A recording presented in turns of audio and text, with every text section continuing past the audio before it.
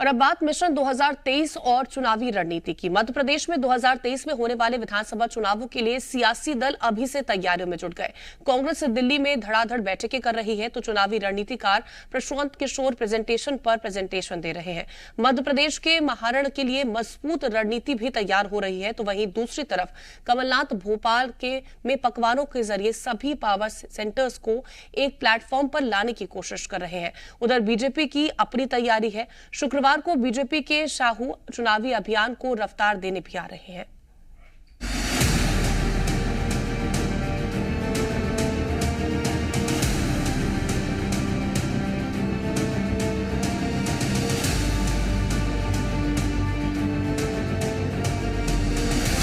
दो 2023 में होने वाले एमपी विधानसभा चुनाव की चुनौती पार करने के लिए सियासी दलों ने अभी से ताकत लगानी शुरू कर दी है।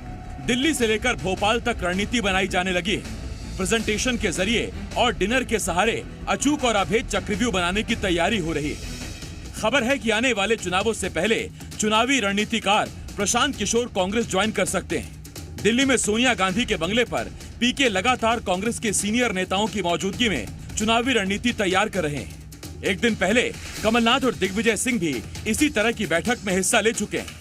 उधर दिल्ली में तैयार हो रही रणनीति पर एमपी की सियासत में उबाल आ गया है।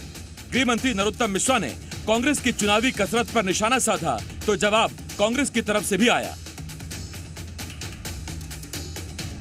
पीके आए हैं तो इस बार कांग्रेस को लिटा के जाएंगे। अब जहाँ तक कमलनाथ की बात है तो उनके बारे में मैं क्या कहूँ, बुजुर्ग हैं पर जो जनता से नहीं सीखे अब उन्हें सिखाएंगे पीके। इस तरह के निर्णय अगर किसी प्रदेश स्तर पे होते हैं या राष्ट्रीय स्तर पे कोई निर्णय होते हैं तो कांग्रेस हाईकमान उसका निर्धारण करेगा और प्रदेश में अगर कुछ इस तरह की बात होती है तो उसके लिए भी प्रदेश कांग्रेस अध्यक्ष और राष्ट्रीय महासचिव की सहमति के बाद ही कोई दायित्व उनको दिया जाएगा। तो अभी मीटिंग के दौर चल रहे हैं।